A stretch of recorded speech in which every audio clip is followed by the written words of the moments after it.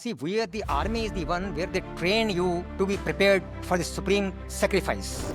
That's a very important thing. For that, certain leadership qualities either we imbibe or it is ingrained in us during training, and these are the ones in fact which also help us post our army life also. To reduce the casualties, we have to not work during war catering for seconds. In fact, the milliseconds count because it's a question of life and death. As an army, our main aim is to win a war. For that, we have and we may have to go into the enemy territory. At the same time, deny the mobility for the enemy to come towards us. For that, there are different roles, and different roles are to be performed by different people. Therefore, there are different wings. It's like a symphony where you have to have a lot of coordination between the arms and services so that they perform flawlessly without damage to ourselves, but in fact, maximum damage in the earliest time frame on the enemy.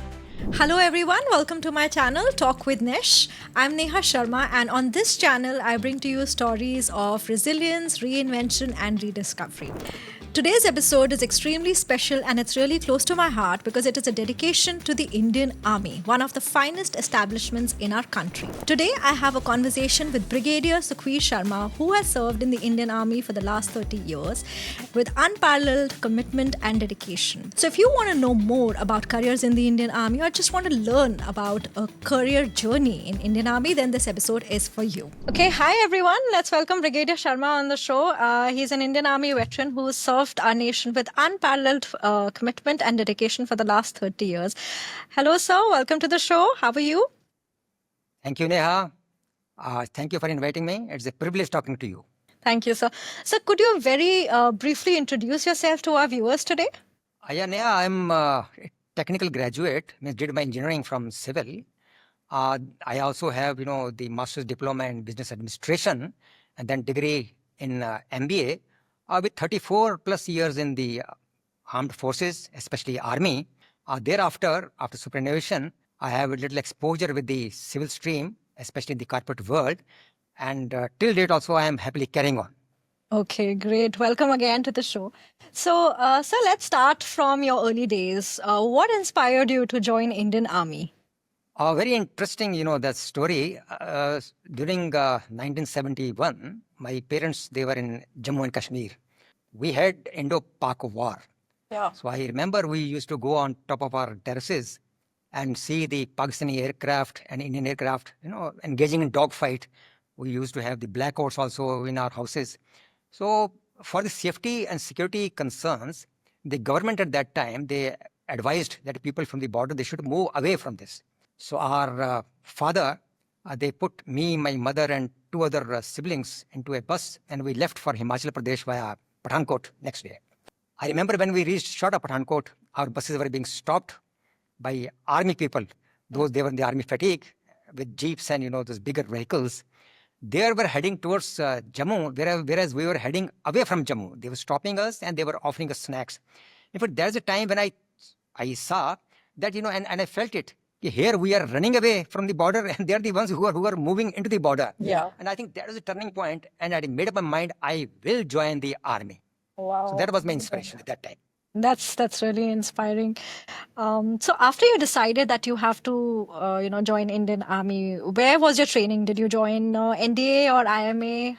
How was that like for you? Yes, Neha, there are three major academies to get inducted into army as an officer. One is, of course, the National Defense Academy, which is at Pune, Maharashtra, where the candidates, they undergo 3 years of training prior to getting into the Indian Military Academy at Dehradun for the next 1 to 1.5 years, depending on the type of stream. Then we got the Indian Military Academy, where we have the direct graduates, those who are the arts, science, or the technical graduates, they come and join that. And of course, then we have the Officers Training Academy of Chennai, where the people join basically for a short commission. The permanent commission is given at the Indian Military Academy, Dehradun. At the NDA, when the cadets are trained for 3 years, then they have the option. They are sent into Indian Army, Indian Navy, and Indian Air Force. Whereas those who come to IMA, they're only for the Army. And those who are engineers at that time, during our time, those who were civil engineers, they perforce had to go into the Corps of Engineers only. I see. Right. So after you completed your course at IMA, how did you select the branch? Like, was there a process where you could get a preference? How was that like? Yes, it's like any academy or any university where, prior to placements, they see your merit and then they offer you to different companies. At Indian Military Academy also, while you are undergoing training for 1 to 1.5 years, depending on the type of the stream in which, from where you have come and joined them, they grade you on your academic performance, on the physical performance, medical, and then the deduction of the marks as far as the penalties and punishments are concerned, and the overall merit is made.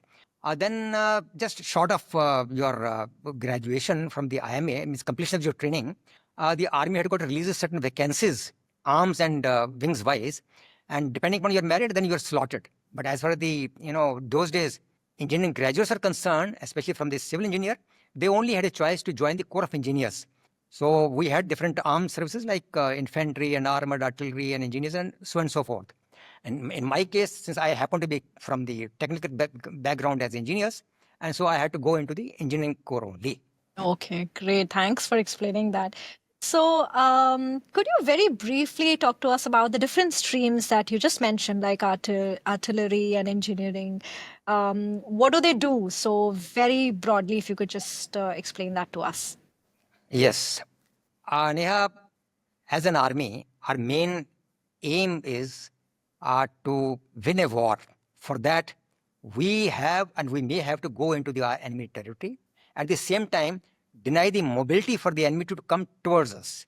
For that, there are different roles, and different roles are to be performed by different people. So therefore, there are different wings.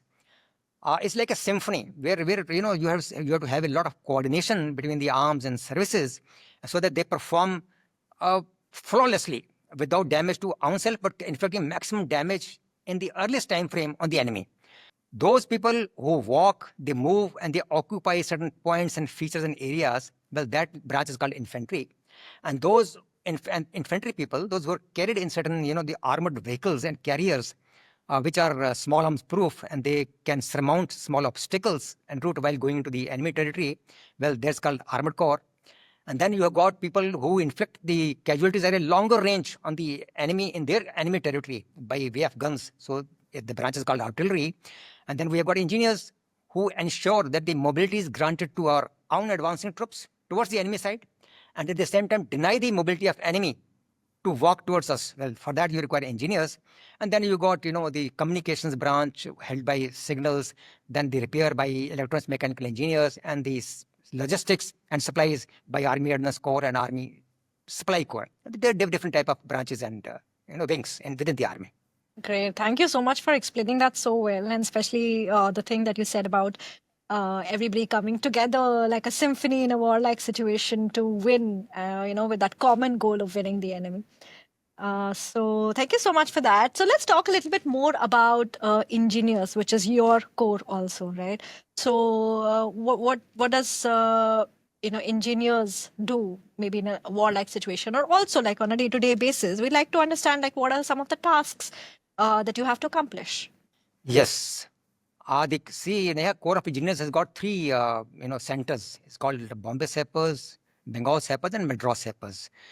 The people who are other than officers, we call them subordinates, well, they are recruited, they are trained in these centers, whereas the officers, they come for a short time for capsule orientation and on postings for training, giving training to the centers, and thereafter they go into various commands and staff and other things.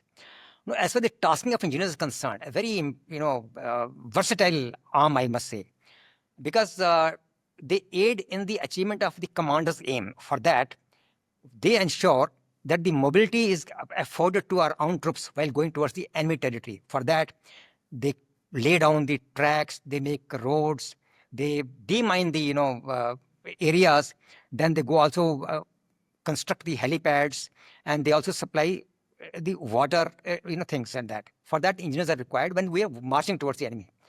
And if the enemy is trying to march towards us, advance towards us, we have to stop them in their, at that location only. And for that, it's called earth scorching tactics. We may have to demolish their bridges, we may have to demolish the roads and tracks, and at the same time, lay the minefields on the area. So it's a very versatile, and they are the ones, in fact, as I mentioned, that they're the ones who enter the battlefield in the very first instance, and they are the ones who come out last during any battle. Wow. They're the engineers. So other than this, of course, the exposure-wise, they go into command staff, they go into instructional tenure, they go into infrastructure building, they go for foreign assignments, they go for foreign missions, and they go for deputations, and so on and so forth. A lot of exposure is there for engineers. Wonderful knowing that, because a lot of these things I also didn't know, that engineers are the first ones to enter the battlefield, like you said, and last ones to leave. I really want to talk a little bit more about like the training opportunities that Indian Army provides you. So if you could just very briefly talk to us about that throughout the course of your career. Yeah, like since we are homing on to, let's say, army and the engineers, the subordinates, when they're getting trained at the centers and other training institutions where the government has got, the a sort of a very good understanding with certain institutes of excellence. Well, these subordinates, they go, they're given certification, they're given diplomas. In fact, they also are given the degrees. They are upskilled. They are professionally also they're trained. Not only that, the aim is that, during, service, that they should be of the utility to the defense services for war. Well, the army, they also look after them as a post-retirement, those avenues, that they should have a seamless transition thereafter. As for officers concerned, officers, we have the promotional examinations, we have the technical prowess, improvement and enhancement courses. Then we go to foreign countries for certain, those courses with the foreign armies. Same thing, we invite them also to our places. Then we have certain courses where we got people from different diverse backgrounds with diverse opinions, and like, those National Defense College and things like that, where we interact and we discuss the economic and political and the security issues. So you'll find the courses, it's like a learning and development. It's an ongoing process in the army, where, a lot of thrust is given on enhancement and on polishing your skills so that you're fit at all the times and all 24/7 basis. Okay, so basically it's a continuous learning and development opportunities which are provided, so that even the transition to after army life is smooth. Okay, great to know that. And you mentioned some foreign assignments. Very quickly, if you could just share like one or two examples of foreign assignments that somebody gets during the course of their career. See, we keep hearing about certain war scenarios. Like, we must be aware that we had a number of wars in the African continents. Thereafter, we have recently the Azerbaijan and Armenia war. Then we had Indo-Pak war, and recently we're witnessing Russia-Ukraine war. Well, after a particular time, when the United Nations gets into the act, and there is cessation of hostilities to ensure that the hostilities, they remain subdued, suspended, and there's a monitoring required in the no man's land between the borders. For that, you require missions. And missions, for that, certain countries have to contribute with the manpower. And India happens to contribute a very large chunk of, the manpower for UN missions. So that is one is the foreign, that exposure. Then we also go for certain embassies and high commissions as defense attaches and things like that. And in addition, we have the training courses with the foreign, those countries, like people go for certain higher courses in the US and UK and other countries. Then we also have, these training teams working in certain countries. So you'll find continuously all the ranks in the army, they are exposed and they get a good, I'll say, experience for these foreign assignments. Great to know about that. Let's talk a little bit about skills and qualities which you have developed or somebody in this profession will develop during the course of their tenure. Neha, as I mentioned that ours is a 24/7 work. And then we are being prepared for the war. For war only we're getting trained. And at the same time, those leadership qualities which are there, things like, adaptability, suddenly from the river and terrain to the high altitude and to high, mountains areas which are there, snowbound areas, then line of control, the line of actual control, deserts and all those things, places. So that adaptability should be, it has to be there. Then you should be analytical in your approach. Communication skill has to be very, very of a high order. Then you also required to have empathy. You must know your subordinates and they must try to work with them because they are the ones who are major chunk. You're taking them to the war. So let's talk about your journey in Engineer Corps. Is there any, one or two examples that you'd like to share, or just overall, how was your personal growth? What opportunities you got to when you were working in the army? Okay, I can say in a very broad terms. Yes. See, after my training in the Indian Military Academy, I was given Bombay Sappers, and I got inducted into a very famous Bombay Sapper unit called 102. It's called First Not Second, and in that too, a very famous sub unit is a field company called 21 Field Company. This is a company where late General Parminder Singh Bhagat, he was awarded Victoria Cross during World War II. Well, thereafter, I have had exposure to command and staff, and also a foreign assignment as part of training team in a foreign country. Then also I have been part of the infrastructure building in north right up to Siachen beyond 19,000 feet, and in the northeast beyond 16,000 feet, and also infrastructure building in about 8 Indian southern states. And in addition, I had exposure in the personal branch, looking after discipline, vigilance at Delhi. So these are the broad, exposure which I had. Okay, amazing. So you mentioned working at 19,000 feet in Siachen. It's like unimaginably tough and challenging situations, right? When you work in those terrains, what kept you going? Like, what motivated you on a day-to-day basis when you were in those tough situations and conditions? Yes, when a person is working in a very tough environment, and see your basic necessities of life are also not nearby, and if there happens to be some incident and challenges, and if you're able to surmount the challenge with your colleagues who are nearby, well, you get a lot of confidence, and you then thereafter you strive for accepting more challenges, more responsibilities. The more you accept, the more you become successful, the more confidence it gives. So that is the one thing that it keeps you getting motivated thereafter. And at the same time, it's not only the one which is on the border. At this, see, your families are hundreds and thousands of kilometers away from you. You cannot go to them every now and then. You can't speak to them. They can't come to you. See, if your spouse who are detached from you, if they are able to look after themselves, look after them, bring up the children without troubling you when we are at the border, well, hats off to them and the family members. It motivates you to put in your best in your toughest of the places, and so that you bring and earn laurels for your country, for your family, and bring a good image for yourself also. So these are these type of I'll say the motivational factors and inspiration which keep egging us to move ahead and ahead only. Wow. I mean, really hats off to you and all the others who are serving the nation with so much commitment and so much dedication, and even at such challenging terrains and situations. I want to know from you if you have any advice to those people who want to join Indian Army and were thinking, about Indian Army as their career. What would you like to tell them? Yes, very important aspect you have touched upon.